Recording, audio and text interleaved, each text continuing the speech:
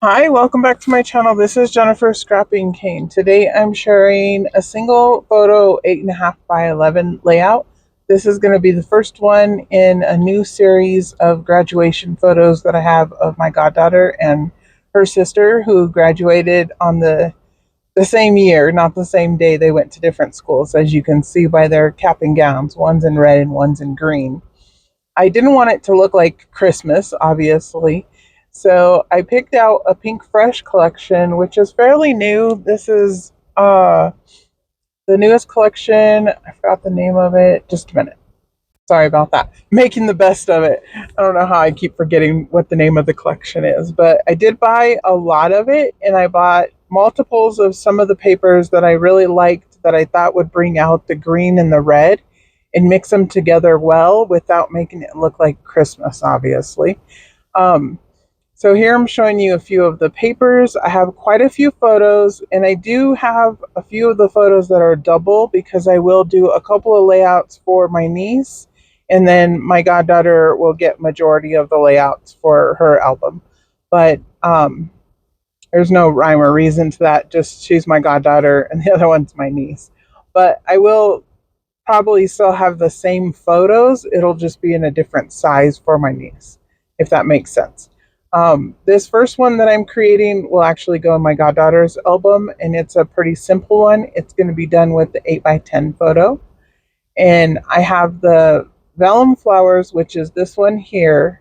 And then I also have just die cuts that are this pack here. And then I have stickers and I have alpha stickers. And if you know anything about me, Pinkfresh and I usually don't get along. So I was really surprised that that's the collection I chose to use.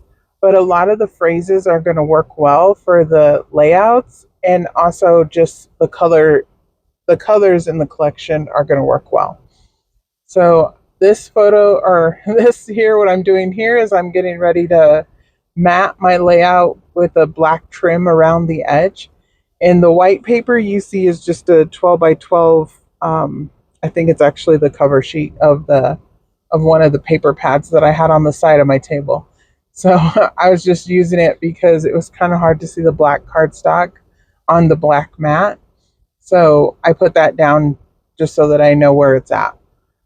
And I'm going to pull these off part way. You guys have seen me do this a few times on layouts. And I use the double-sided tape so that I can mat it and lay it down without it sticking all around. And then I'll be able to just lay it where I need it to be, and then it's even. Once I have it in place, I'll push it down in the places where the tape is showing already, and then I'll pull off the remainder of the tape. I found that's the easiest way. I did see somebody do it. I don't remember who. It's been a while since I saw somebody do it on YouTube, but that's the way that I do it, and I really like it. That's really the only time I like double-sided tape. That comes on a roll. And here I'm just using my nail to distress the edges. I didn't want to do that beforehand because sometimes it can throw off being able to lay it down center if you do that beforehand. So I didn't do it before.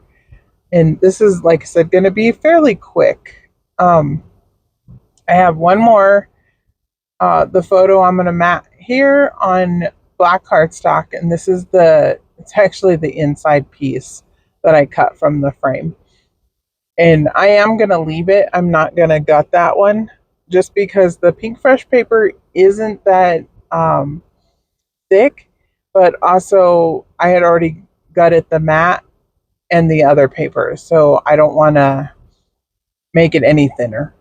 So it's okay that this piece here isn't getting gutted. And I'm going to just glue that down around the edge. And like I said, this is going to be fairly quick because I'm going to use the Dr. Seuss quote, "Oh, the places you'll go." And I'm going to place that at the top of the photo. And then I'm going to put grads down at the bottom and a little flower. And pretty much that's it. I kept it fairly simple because I love the photo.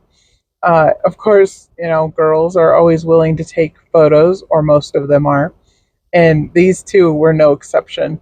Uh, they enjoyed having a little photo shoot together. And I took all the photos of them, but this one's probably one of my favorites. And they're holding their diplomas and then they're in their cap and gowns.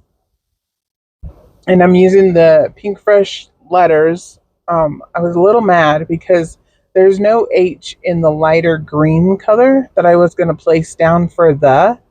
So instead, I have to change it to the cream color, which is on the pinker side. But it is a cream. And I'm going to put the with the cream, and then I'll use the lighter green to spell out places.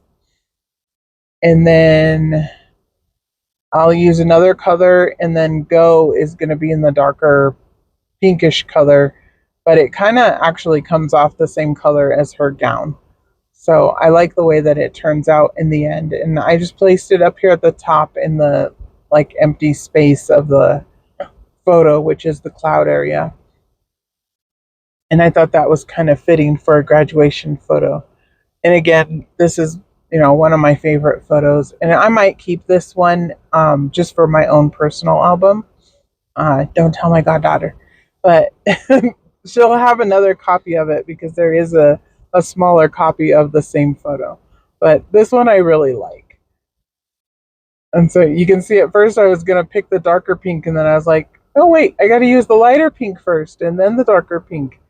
So I'm going to place those letters down. And if I would have sped it up any more, the video would have been really short, even though I showed an intro and everything of the papers. But I did kind of speed up the papers a little much there. But if you really want to go back and watch them, you guys can slow it down and then replay it at a slower speed. And then right in the middle of like the E's, there's a little like it's a cutout plastic that it didn't cut out completely, so it looks like a comma. So that's what I'm going to use at the top between on the you'll go places. So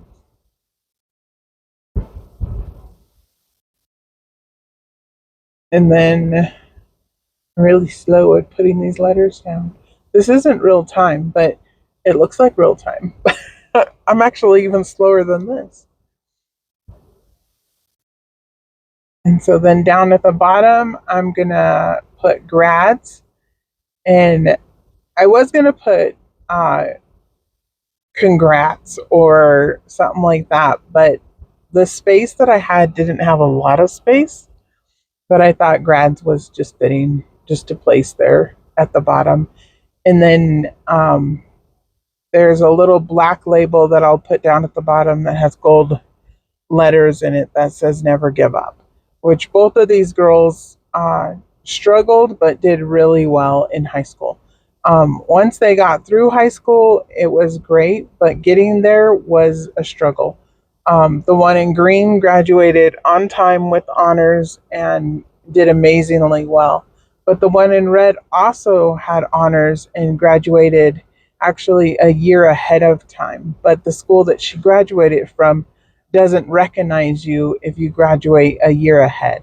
So she didn't get no ribbons or any kind of recognition for her honors classes or all of her AP classes or anything like that. All she got was her diploma, which in the end, everybody gets the same diploma, so does it really matter?